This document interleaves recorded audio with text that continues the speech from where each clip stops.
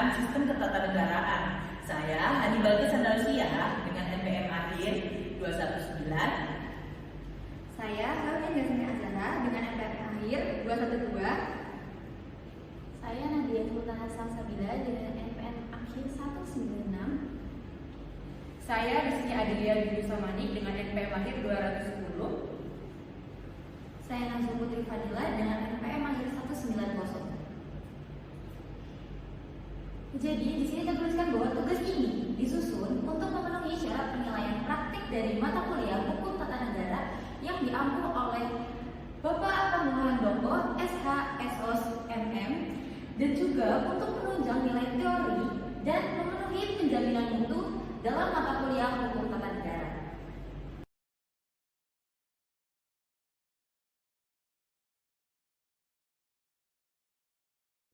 Yang utama, kita harus mengetahui dulu apa itu lembaga negara. Lembaga negara di sini sebagai organisasi jabatan atau kekuasaan dan juga bisa disebut sebagai alat-alat kelengkapan negara. Pada kali ini saya akan mengutip dari salah satu ahli, yaitu Bagir Manan dalam pengertian ketatanegaraan. Lembaga negara atau bisa disebut sebagai alat-alat kelengkapan negara hanya terbatas pada organ negara yang menjadi unsur organisasi negara yang bertindak atas nama negara. Lembaga negara ini juga menentukan serta membentuk kehendak negara yang melaksanakannya sesuai dengan apa yang ditugaskan oleh dasar hukum. Jadi lembaga negara ini bisa disebut sebagai penyelenggara negara.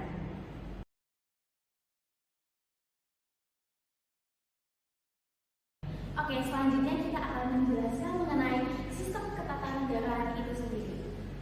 Pada saat menjalankan roda pemerintahan, pemerintah mengumpulkan suatu sistem ketatanegaraan atau sistem pemerintahan. Sistem pemerintahan itu sendiri berasal dari dua kata, yaitu sistem dan pemerintahan. Sistem merupakan suatu keseluruhan dari bagian-bagian yang memiliki fungsional dan juga memiliki suatu ketergantungan yang nantinya akan berakibat jika salah satu bagian tidak berjalan dengan baik, maka akan mempengaruhi keseluruhannya karena mereka itu menjadi satu, yaitu sebuah sistem. Oke, selanjutnya yaitu sistem pemerintahan Indonesia mengalami perubahan secara mendasar seiring berjalannya pola politik di Indonesia yang ditandai dari kejatuhan Presiden Soeharto dari kepresidenan. Kejatuhan tersebut menjadi awal dari pergerakan reformasi di Indonesia yang nantinya akan mempengaruhi seluruh bidang menuju sistem ketatanegaraan yang lebih baik dan demokratis.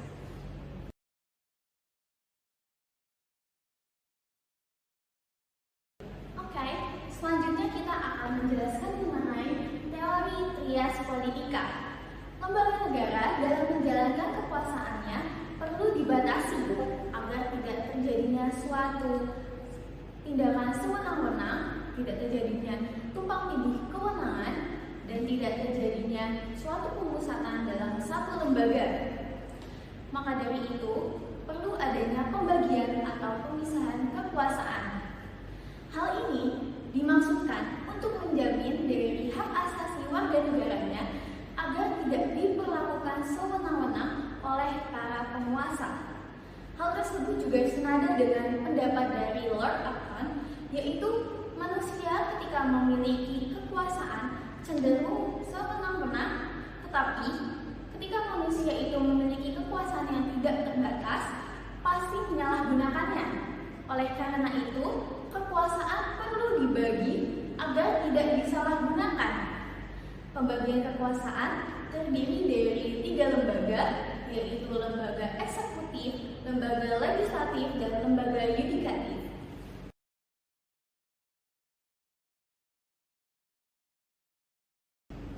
Selanjutnya yaitu ada lembaga eksekutif. Lembaga eksekutif atau lembaga pemerintahan merupakan salah satu lembaga yang masuk juga dalam lembaga trias politika, yang mana lembaga ini melaksanakan fungsi dari pemerintahan menurut undang-undang. Pada negara yang berdemokrasi, lembaga eksekutif terdiri atas kepala negara seperti raja, perdana menteri, presiden, serta para menteri. Pada sistem presidensial, menteri ialah yang membantu presiden serta dipimpin langsung oleh presiden.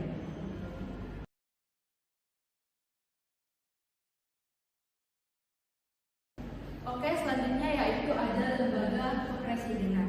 Jadi lembaga kepresiden ini merupakan lembaga yang ada di dalam suatu negara yang meyakini sistem presidensial. Lembaga kepresidenan ini terdiri atas presiden dan wakil presiden.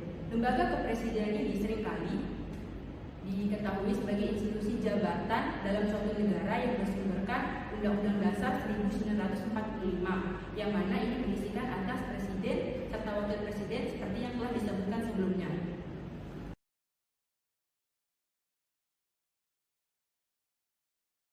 Oke, selanjutnya yaitu ada lembaga legislatif. Jadi lembaga legislatif ini merupakan salah satu lembaga yang juga termasuk di dalam lembaga trias politika, yang mana lembaga ini membuat undang-undang dan para anggotanya yaitu wakil rakyat dipilih langsung melalui pemilu dan disyaratkan melalui undang-undang pemilu, yang mana pemilu ini diselenggarakan oleh KPU secara bersamaan.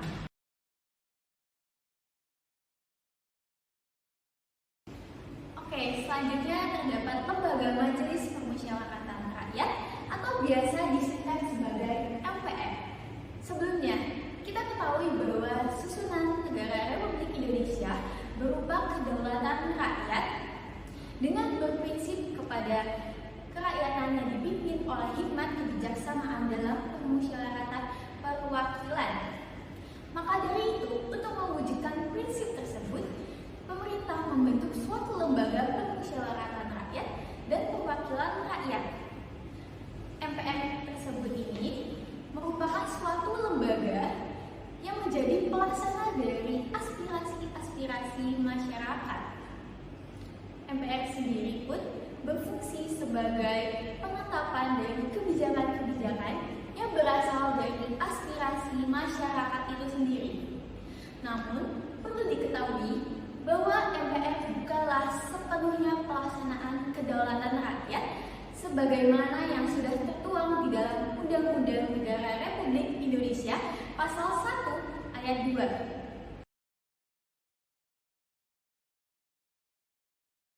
Oke, selanjutnya ada Dewan Perwakilan Rakyat Republik Indonesia atau yang umum disebut dengan Dewan Perwakilan Rakyat atau DPR, merupakan salah satu lembaga tinggi negara dalam sistem ketatanegaraan Indonesia.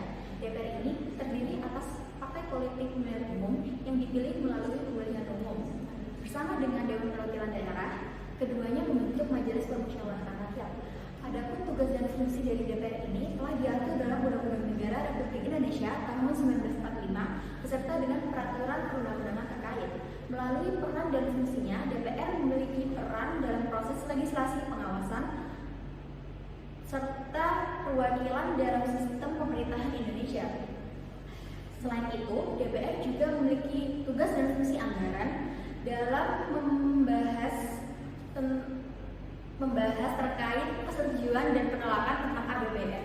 Untuk pembahasan lebih lanjut mengenai RUU ini, DPR memiliki tugas dan kewenangannya sendiri.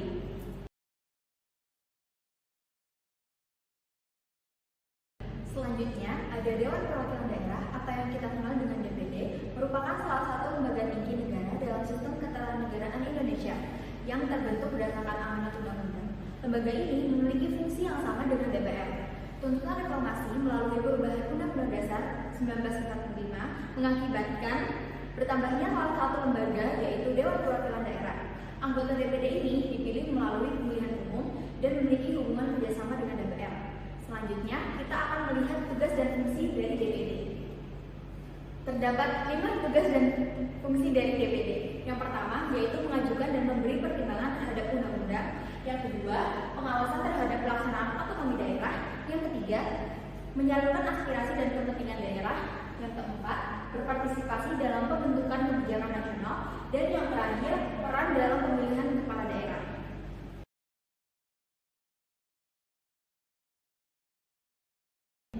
Selanjutnya, lembaga yudikatif. Seperti yang kita ketahui, bahwasanya lembaga yudikatif merupakan lembaga negara yang memiliki kekuasaan pada aspek kehakiman atau yudikatif. Kata yudikatif ini sendiri berasal dari bahasa Belanda yakni judikatif. Namun sayangnya dalam bahasa Inggris, istilah dikenal. Oleh karenanya digunakan pemahaman yang sama, yakni istilah judicial dan judicialis. Lalu terlihat pada PPT bahwasanya eksistensi dari kekuasaan kehakiman ini terpisah dari kekuasaan-kekuasaan lainnya. Hal ini artinya kekuasaan kehakiman ini memiliki independensi dalam melaksanakan tupoksinya, yang mana ini telah sesuai dengan Undang-Undang Dasar Negara Republik Indonesia tahun 1945, tepatnya pada pasal 1 ayat 3, yakni Indonesia merupakan negara hukum. Oleh karenanya, sebagai sebuah negara hukum, Indonesia wajib menjalankan prinsip-prinsip negara hukum, salah satunya prinsip peradilan yang bebas dan terlepas dari kekuasaan lainnya.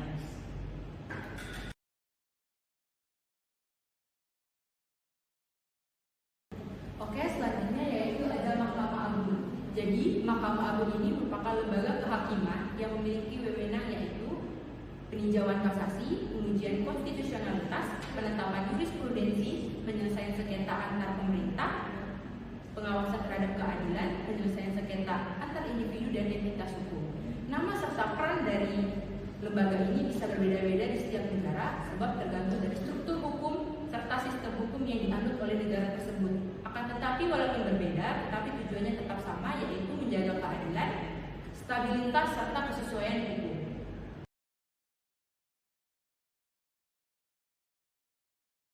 Selanjutnya, lembaga yudikatif juga terdapat Mahkamah Konstitusi.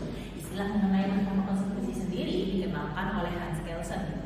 Beliau menyebutkan bahwasanya pemberlakuan ketentuan konstitusional perihal legislatif dapat dilaksanakan dengan efektif hanya apabila organ selain lembaga legislatif diberikan wewenang atau tugas untuk melakukan pengujian produk hukum atas kekonstitusionalitasannya. Hal ini pun sesuai dengan pendapat Prof. Muhammad Yamin yang pada sidang PBU-PKI memberikan kewenangan terhadap Balai Agung yang kala itu merupakan penyebutan dari Mahkamah Konstitusi, yakni perbandingan undang-undang.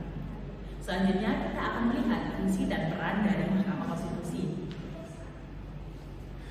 Fungsi dan peran Mahkamah Konstitusi ini memiliki 4 kewenangan, yakni pertama, melakukan pengujian undang-undang terhadap Undang-Undang Dasar 1945, menyelesaikan sengketa antar lembaga yang kewenangannya diatur dalam Undang-Undang Dasar 1945. Yang ketiga, memutus pembubaran partai politik, dan terakhir, memutus perselisihan tentang hasil pemilu.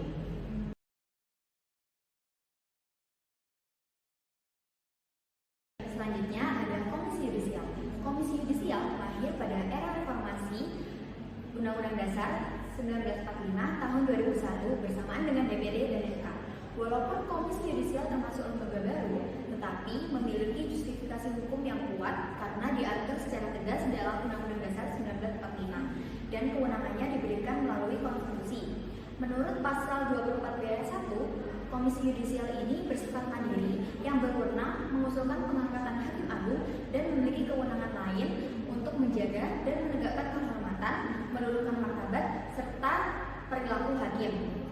Walaupun atas kewenangan tersebut, Komisi Yudisial ini bukan termasuk lembaga kekuasaan kehakiman, tetapi berkaitan dengan kekuasaan kehakiman, atau dapat diartikan juga bahwa Komisi Yudisial ini sebagai lembaga negara yang memiliki pengawasan eksternal terhadap hakim.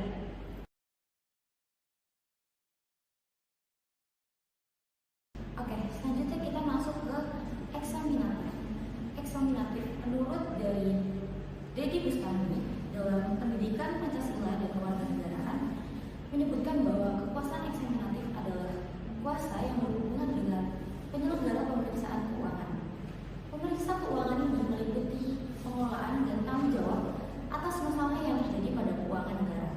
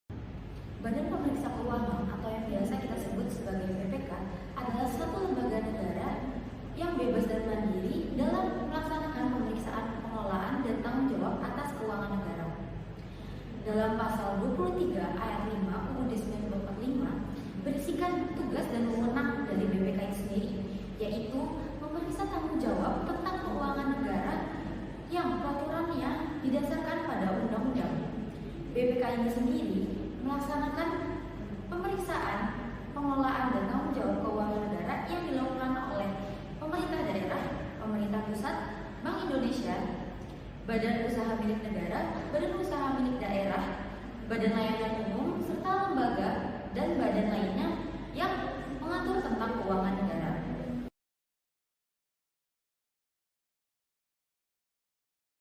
Selanjutnya ada lembaga moneter. Meski lembaga yang satu ini tidak tercantum pada teori trias politika, akan tetapi lembaga yang satu ini terdapat pada sistem ketatanegaraan yang berlaku di Indonesia. Lembaga moneter ini sendiri memiliki wewenang untuk mengendalikan jumlah uang yang beredar dalam suatu negara dan memiliki hak untuk menetapkan suku bunga dan parameter lainnya yang menentukan biaya dan persediaan uang. Lembaga moneter memiliki otoritas moneter yang menjadikannya pemeran utama sebagai sumber awal dari terciptanya uang yang beredar di Indonesia.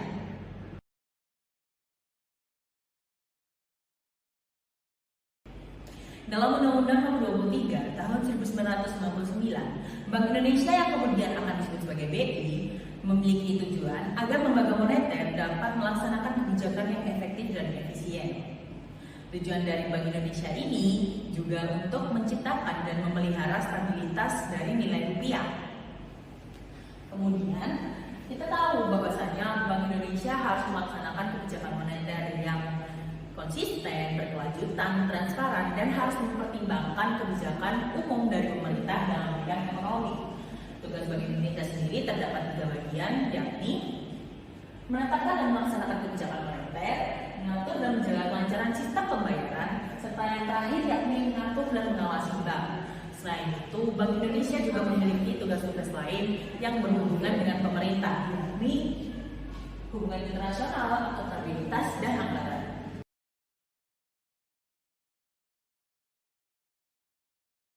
Nah, setelah kita menyaksikan dan mendengarkan pemaparan materi terkait sistem ketatanegaraan, dapat kita simpulkan bahwasanya negara merupakan suatu kelompok masyarakat yang mendiami suatu tempat secara bersamaan. Untuk mendapatkan negara atau menciptakan negara yang adil dan sejahtera, maka diperlukannya sistem ketatanegaraan. Nah, dalam menjalankan sistem ketatanegaraan tersebut, kita membutuhkan yang adanya pembagian kekuasaan serta lembaga negara. Dalam pembagian kekuasaan tersebut disebut dengan trias politika. Nah, dalam trias politika ini terdapat lembaga negara yaitu legislatif, eksekutif, dan yudikatif.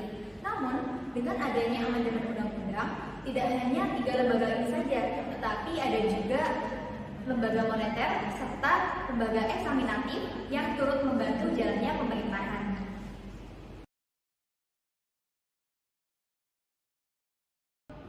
Sekian presentasi dari kami mohon maaf apabila terdapat kekurangan dalam presentasi ini. Wassalamualaikum warahmatullahi wabarakatuh.